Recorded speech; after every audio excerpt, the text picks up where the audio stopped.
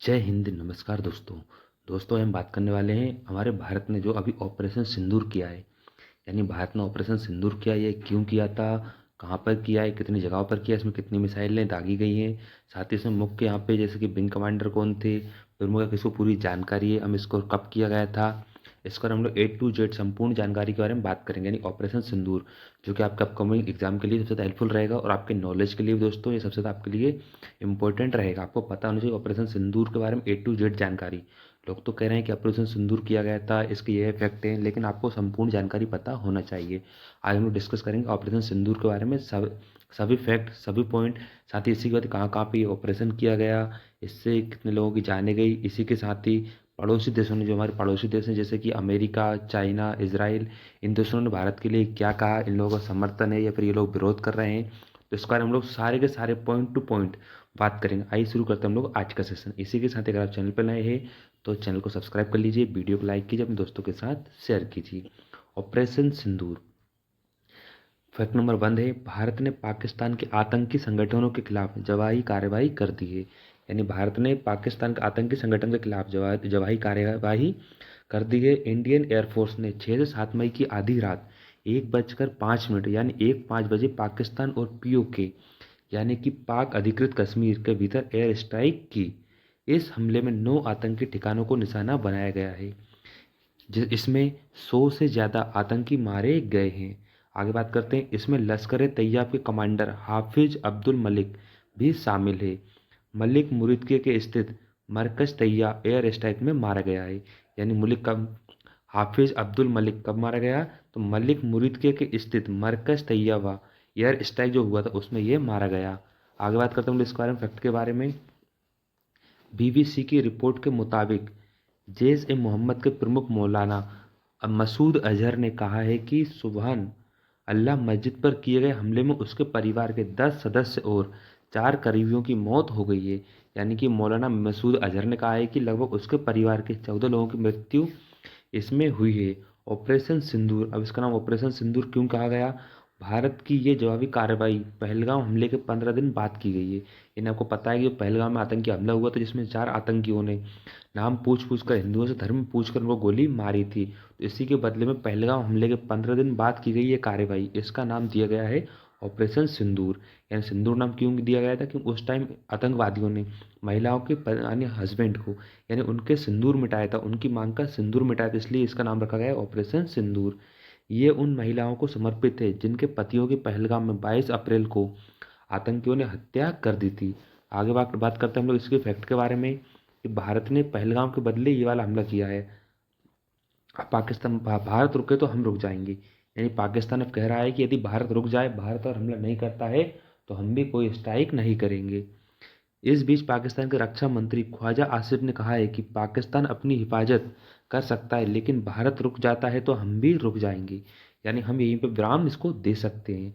पाकिस्तान के inter services public relations यानी ISPR के डायरेक्टर लेफ्टिनेंट जनरल अहमद शरीफ चौधरी ने कहा है कि भारत ने 24 मिसाइलें दागी हैं।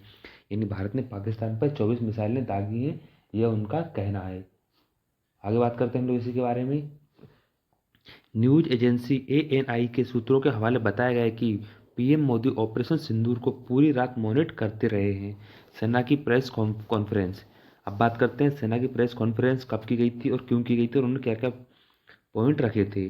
सेना की प्रेस कॉन्फ्रेंस, सेना ने एयर स्ट्राइक के बाद सुबह 10:30 प्रेस कॉन्फ्रेंस की थी।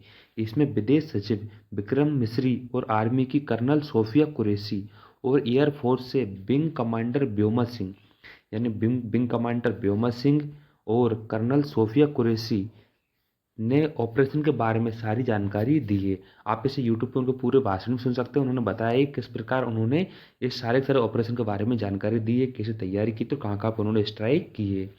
सबसे पहले एयर स्ट्राइक का 2 मिनट का वीडियो प्ले किया गया।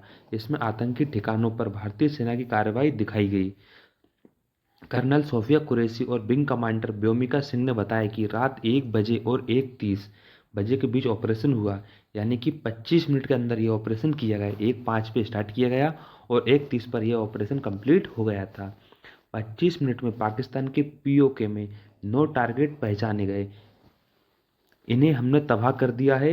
Launch pad training centres target किए गए, यानी इन्होंने सिर्फ वहाँ पर लॉन्च पैड और जो ट्रेनिंग सेंटर जहाँ पर आतंकवादियों को ट्रेनिंग दी जाती थी उन्हीं सेंटरों को इन्होंने तबाह किया है।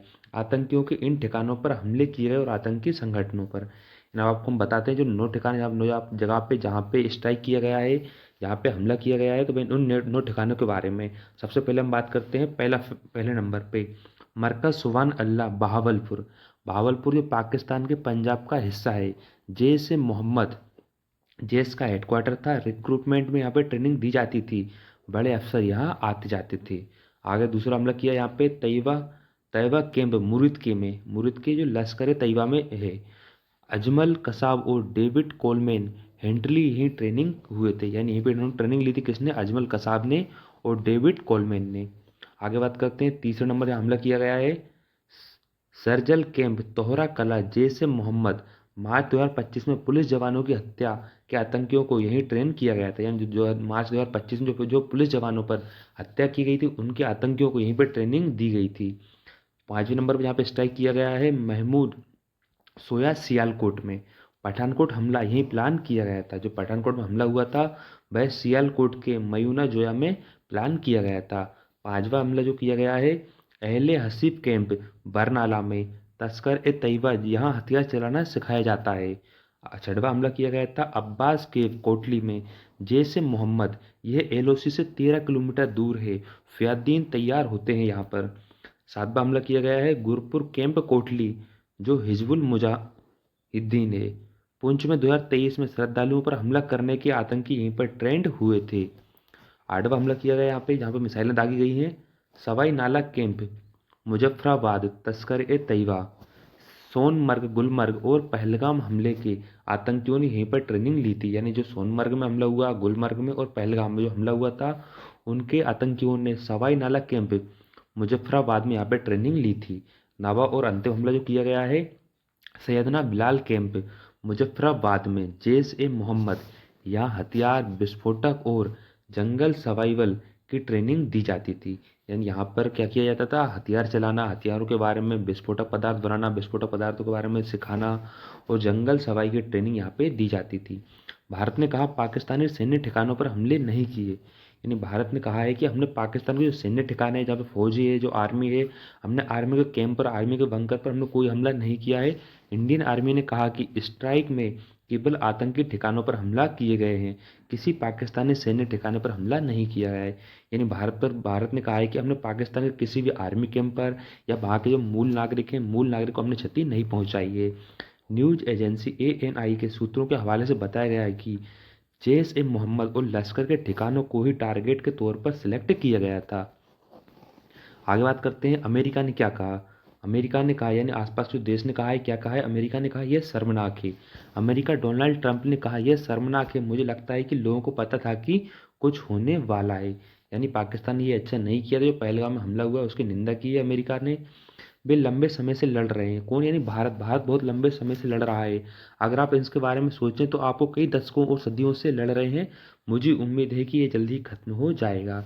यानी अमेरिका ने कहा है कि भारत बहुत दिनों से पाकिस्तान के आतंकियों से लड़ रहा है, भाई कई दशकों से इसके बीच में लड़ाई लड़ता चला आ रहा है। अब अमेरिका को उम्मीद है कि ये जल्दी सारा मैटर, जो भी लड़ाई झगड़े सारे जल्दी खत्म हो जाएंगे। चीन ने क्या कहा? चीन बोला भारत की सैन्य कार्रवाई दुर्भाग्यपूर्ण।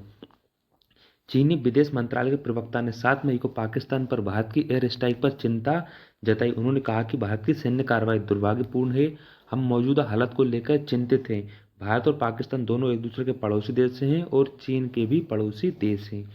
चीन ने यह बयान दिया है। आगे चीन ने कहा है कि चीन चीन आतंकवाद के सभी रूपों का विरोध करता है। हम दोनों पक्षों से अपील करते हैं कि वे शांति और स्थिरता को प्राथमिकता दें, संयम बरतें और ऐसे कदम ना उठाएं जो हालात को और जटिल बना दें। भारत की एयर स्ट्राइक का इजराइल में भी समर्थन किया है, यानी भारत ने जो एयर स्ट्राइक की है, जो ऑपरेशन सिंदूर किया है, उसका इजराइल देश भी समर्थन कर रहा है।